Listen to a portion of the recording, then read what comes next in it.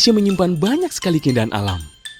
Lautan yang biru dengan pantai putihnya, gunung yang menjulang tinggi di atas awan, hutan rimbun, rumah dari berbagai makhluk hidup. Namun dengan segala keindahannya tersebut, Indonesia sangat rentan terhadap bencana alam. Indonesia sering disebut disaster hypermarket karena semua jenis bencana bisa ditemui. Mulai dari gempa bumi, tsunami, letusan gunung berapi, banjir, konflik atau perang suku, dan lainnya. Pada saat bencana, risiko kesakitan dan kematian ibu dan anak saat melahirkan akan meningkat. Diperkirakan sebanyak 4% dari total pengungsi adalah ibu hamil. Dengan kemungkinan 15 hingga 20% akan mengalami komplikasi kehamilan dan membutuhkan pertolongan. Lalu risiko terjadinya kekerasan seksual juga meningkat. Perempuan, anak perempuan, dan anak laki-laki yang terpisah dari keluarganya pada saat bencana memiliki risiko mengalami pemerkosaan ataupun perdagangan manusia. Risiko kekerasan seksual meningkat karena pengaturan kamp pengungsian yang kurang baik dan penanganan bencana yang tidak responsif gender. Misalnya toilet yang jauh dengan tidak dipisahkan antara perempuan dan laki-laki dan penerangan yang kurang.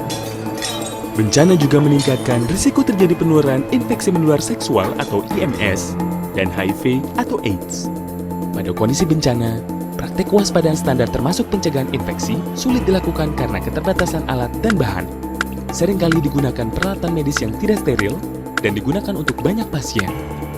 Jika salah satu pasien tersebut positif HIV, maka risiko penularannya sangat besar. Semua masalah itu dapat diatasi dengan memasukkan paket pelayanan awal minimum atau PPAM kesehatan reproduksi ke dalam kegiatan kesiapsiagaan dan respon bencana. Apa itu PPAM kesehatan reproduksi? PPAM kesehatan reproduksi adalah seperangkat kegiatan prioritas untuk dilaksanakan pada fase tanggap darurat krisis kesehatan.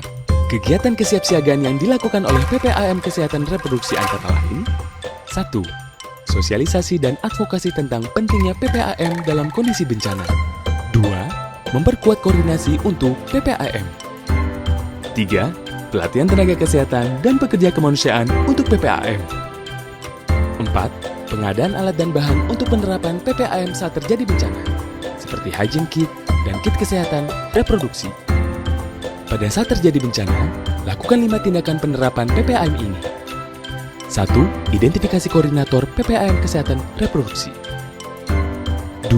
Pencegahan kekerasan seksual dan penanganan bagi penyintas atau korbannya.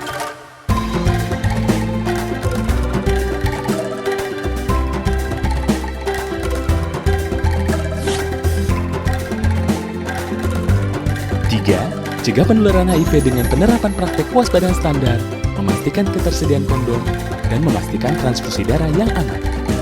4. Cegah meningkatnya kesakitan dan kematian ibu dan anak pada saat proses bersalin. Sediakan pelayanan kegawat daruratan kebidanan dan neonatal, sistem rujukan yang berjalan, dan tersedianya perlengkapan persalinan. 5. Rencanakan pelayanan kesehatan reproduksi komprehensif dan terintegrasi ke dalam pelayanan kesehatan dasar ketika situasi stabil.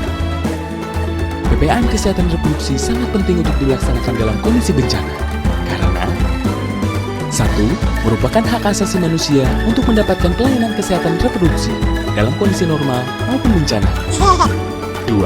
Merupakan standar Kementerian Kesehatan dalam penanggulangan bencana bidang kesehatan.